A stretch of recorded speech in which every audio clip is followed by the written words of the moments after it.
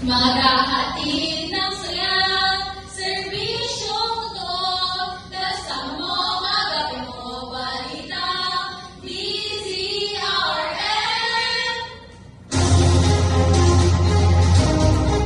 Ito ang DZRM 10.5 kW sa inyong mga radyo.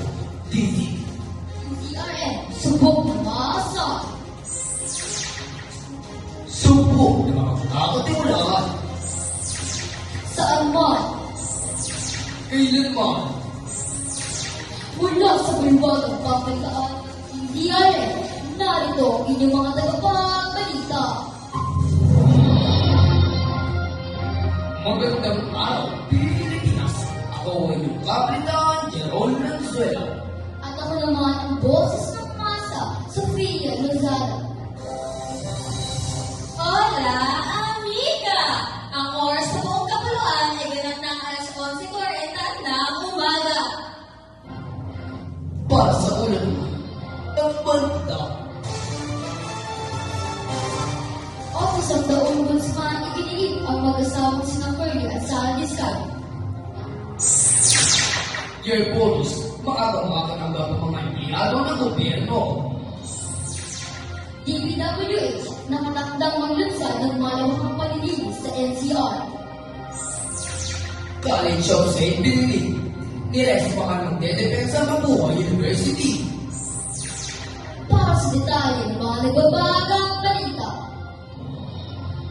Office of the Ombudsman, ikiniig ang mag-asawang sina Curly at Sara Discaya. Yung isawa, ibalita mo! Manila, Philippines, pinilit ng Office of Ombudsman na wala ng chance ang maging state witness ang mag-asawang Curly at Sara Discaya. Ayon kay Assistant Ombudsman Migo Calvado, posibleng maituring na hostile witness at maaaring kasuhan ng mag-asawa. Matapos tumanggi ang pagtulungan sa investigasyon sa sinasabing Manumalyang Flood Control Projects. Ako si Eunice Anhawa, nagbabalita para sa Balitang Balita. Balik sa'yo, Jerome. Year bonus, maagang nakakatanggap ang mga empleyado ng gobyerno. Sabrina Borja, inansada mo? Manila, Philippines, maagang nakakatanggap ang mga empleyado ng gobyerno ng kanilang year bonus at 5,000 cash pay ngayong buwan. Ngayong gabi, ng Budget and Management TV ang sekretarya may napagandaan kaysa sila sa ni Pangulong Ferdinand Marcos Jr. sa pagpapahalaga sa mga likod-bayan sa kanila kapayanihan para sa bayan. Ako, si Sabina Borja, nagbabalita para sa Balitang Balita. Balik sa iyo, Sofia. Abangan ang nagbabagang balik. Makalipas sa ilang alata. Lawrence, pwede mo kakainin tulog dahil napapasok ako sa social. Subong may yung mga guro at magulang o kaya i-report mo sila sa PNP. Bastos, bastos, bawal yan, bawal yan. Bastos, bastos, masama, masama. Tandaan, masama ang pagpapastos na dapat na hindi tuloy natin ang ating kapwa. Isang paalala mula sa DSWD at ang himpilang ito.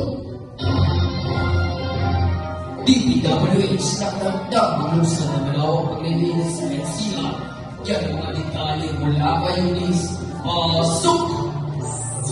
Manila, Philippines, nakatakdak maglusa ng Department of Public Works and Highways ng kalabangang paglilinis sa mga waterways sa National Capital Region sa susunod na linggo. Napatiin na isasagawa ang Pasig Waterway up sa November 12 upang mabawasan ang mga pagbaha sa Metro Manila.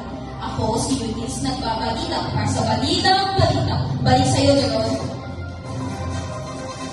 College of St. Benedict, nirespakan ng Dedepensa Mabuhay University.